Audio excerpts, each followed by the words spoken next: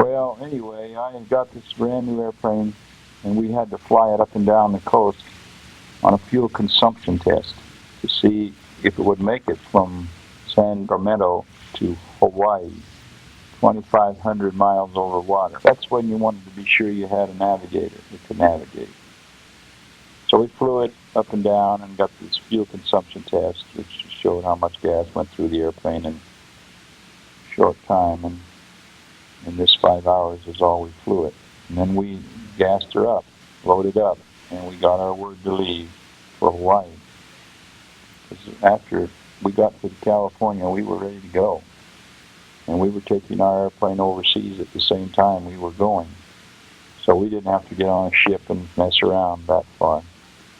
So we started out, just right out over that blue ocean. 19-year-old kid and 9 men, and a brand new airplane. 5 hours on it. And this is what I'm trying to tell you. All this training that they put everybody through wasn't really necessary because the navigator was the most important guy. And the airplane had to be built right. Could have gotten in trouble. Some of them did, lost engines and everything. But I remember striking out. It was a little kind of an uneasy feeling. You know, the Hawaiian Islands are 500 miles wide. It's pretty hard to miss a 500-mile long thing. But we came out right over Waikiki Beach, right on course. When the island showed up, I remember seeing that in the horizon.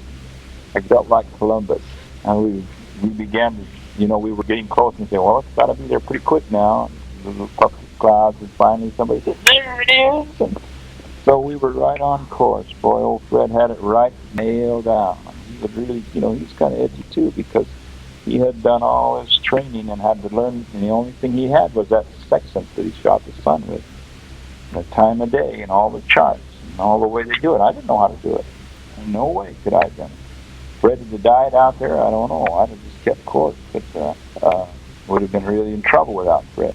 He was really always a very good navigator. And a couple of times when we were flying and the other plane was lead navigating, and Fred would pick it up, and within 20 minutes he pinpointed right where we were and turned us around, got us back on course. We got out about halfway to Hawaii, and I was listening to the engine. They were just purring. And I called up the guys on the intercom. I said, this is a good time for it to quit, isn't it? We're halfway. It wouldn't make any difference which way we go. We'd have just as far to go. But I said, however, I wish to report to you that everything is ship-shape. She's running like a clock. Go back and see. It's all on autopilot. So you sit back and see, no, you don't have to touch it. We trim it once in a while. Each engine has to be synchronized. In other words, if every engine isn't turning the exact same RPM, you start going like this, and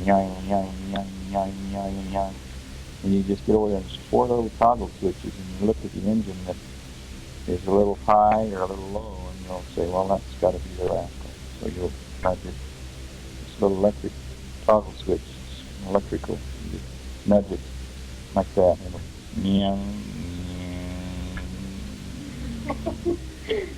it'll smooth right out.